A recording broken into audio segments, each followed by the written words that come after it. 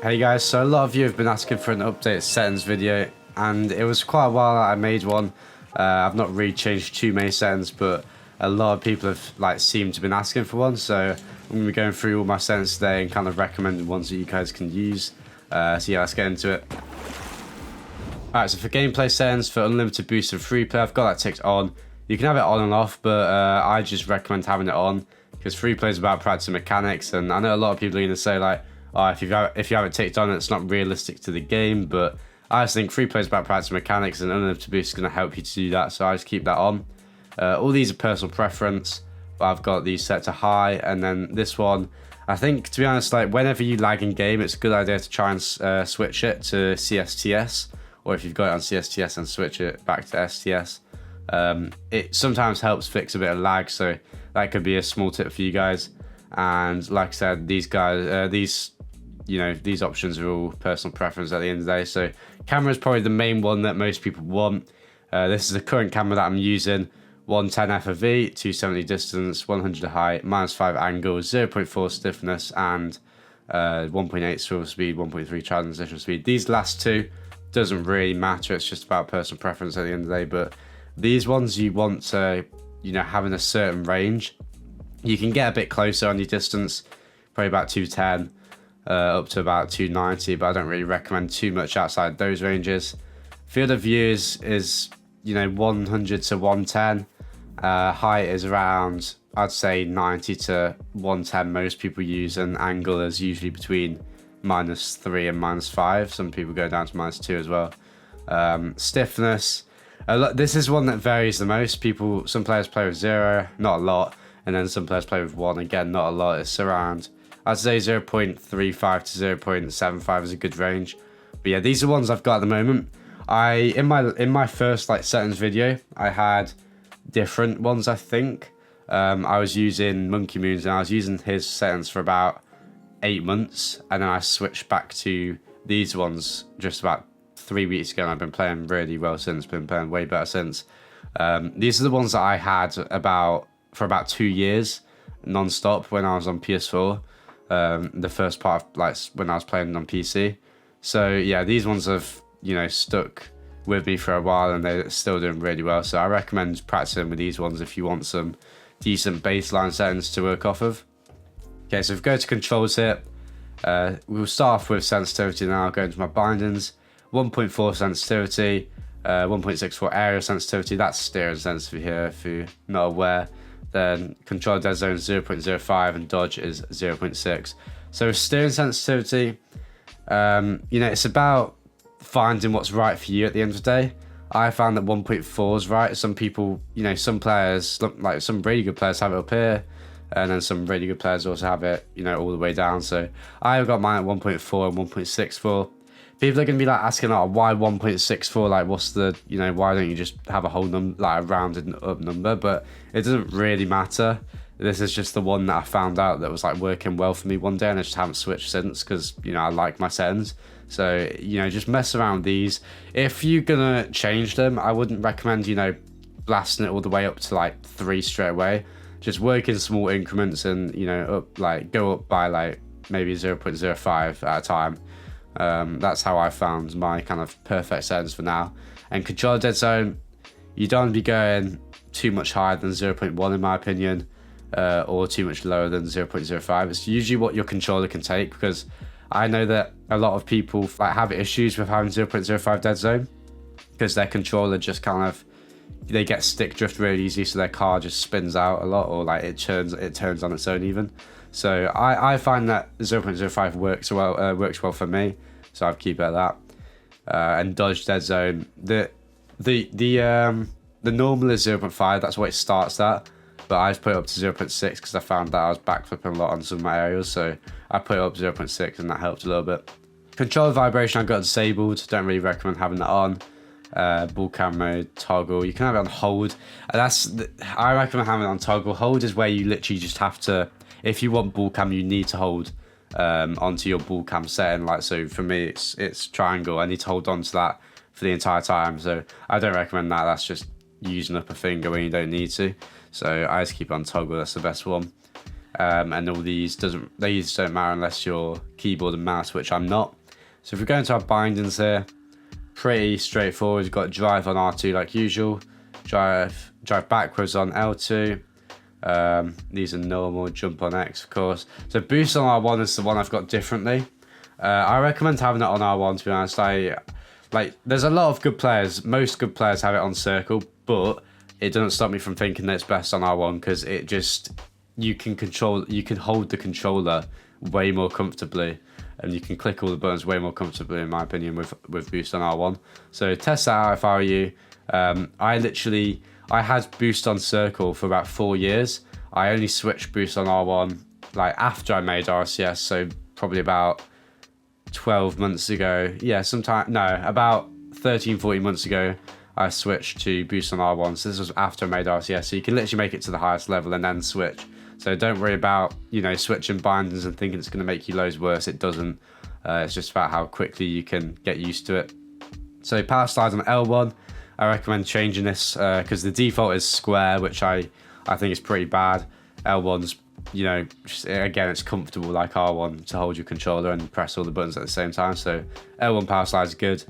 Arrows on L1 too, same as power slide. Its default is square, but again, make it easier for yourself. Just switch it to L1. These are the same. All these are the same. So arrow left and right. If you've got these binded, I recommend having them, if you're having the same control as me, and have it on square and have it on circle. Do yourself a favor as well. Have arrow left on square because it's on the left side of your controller, and have arrow right on circle, sorry, because it's on the right side of your controller. And if you do have boosts on circle and you don't want to switch it to R1, but you still want to have arrow left and right, then I recommend having arrow left on L1 and arrow right on R1. That will make things a lot easier for you. Again, controls are just about making the controller easy for you to hold whilst pressing all the buttons and being able to do all the inputs that you need to. So that's what I think I've got pretty perfect controls for myself, at least. Some people disagree. And yeah, that's the controls. I think scoreboards on share, that's different. I know when I did my settings video last time, I'm pretty sure loads of people were asking me what scoreboard was on because I forgot to show it, but it's not really important. You don't have to copy exactly, right? But some people like to, I guess. And research shot is also on share, sorry. So yeah, that's the controls. Let's move on to the interface. Alright, so these two don't really affect the game at all. The one that does affect the game is nameplate scale. So in game, if you want the opponent's nameplates or even your teammates' nameplates to be bigger, so you can see them more easily, then you can raise this up. I just keep it on 100% because I can see the nameplates completely fine, so I think it's all right for that. But I do know some people usually raise it to around 120. I wouldn't really recommend going too high because it will just make it too big, and when they're close to the ball and you're close to them, it's just going to take up your whole screen. So for these, I've got, you can see what I've got. I've got these two ticked off and all these ticked on. Again, these aren't too important. I recommend, yeah, the only important ones are ball arrow. This is good because, when you've got ball cam off, it'll give you a small arrow underneath your, I think it's above your car or something, or behind your car, one of the two, and it'll show you where the ball is. So if the ball's above you and then you drive in front of it, it'll switch it so you see that the ball's now behind you. And not a lot of people know that. It's quite useful sometimes when you have ball cam off and the ball's in the air. It's good to know where it is exactly without having to flick ball cam back on. But yeah, that's the interface settings. Nothing else is really too important. But video settings are the ones that are very important. So obviously it differs depending on what PC you have and how good it is.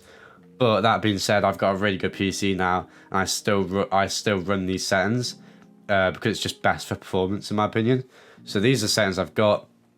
Obviously, turn VSync off. So now you really want to turn VSync off, guys, because it just adds so much input delay to your game.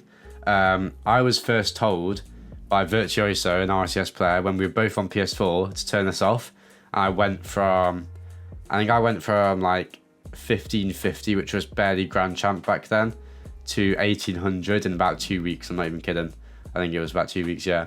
And then I told my current teammate, who was back in PS4, we were good friends at the time, Jorius, I say that as if we're not good friends now, but obviously we are. But yeah, I told Joris to turn it off. He did the exact same. He went from like 1500 to 1800, I think. So yeah, turn VSync off, guys, especially if you're on console. But PC's the same, turn it off. And for these, I've got high performance here, and performance on all these and low intensity. Again, I'm not really like a PC guy, but it's pretty self-explanatory. If you've got these on performance instead of high quality, then it's gonna prioritize the performance of the game over how it looks. And at this level, you want to do that. If you're trying to get better, you want the game to perform better rather than look better, or I'd hope. So yeah, that's what these are for. And all these got ticked off except transparent goalposts. I think that's a pretty common thing. All players that I know have all these ticked off except the last one. Because if you look at the bottom, may reduce performance. All these, they can't just reduce performance or, you know, add stuff that isn't necessary and might make your game look better but perform slightly worse.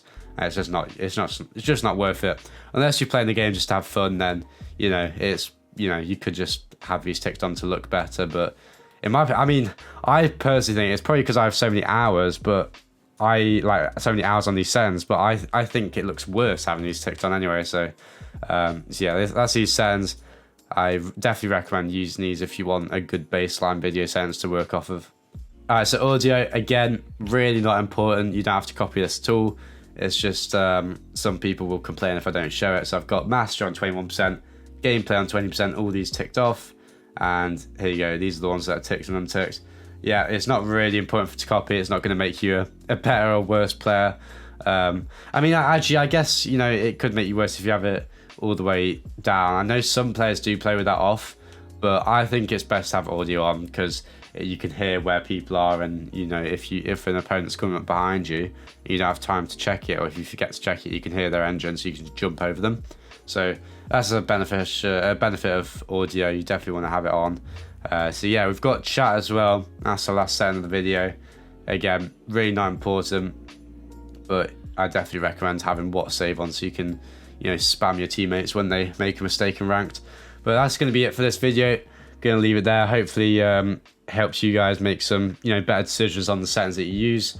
And let me know in the comments if this helps you, because I know that a lot of you from, you know, that have been subbed to my channel for a long time would have seen my old settings video. But hopefully this kind of gives, you know, the new people a chance to see it without having to search the old one, because I know people are quite reluctant to do that. I see a lot of comments asking for these, so hopefully if you guys see someone ask for these settings, then make sure to link them this video, because it should help everyone, which is a good thing, right? But yeah, I'm going to leave it there. Thank you for watching, and I'll see you guys tomorrow for another video. Take care, guys.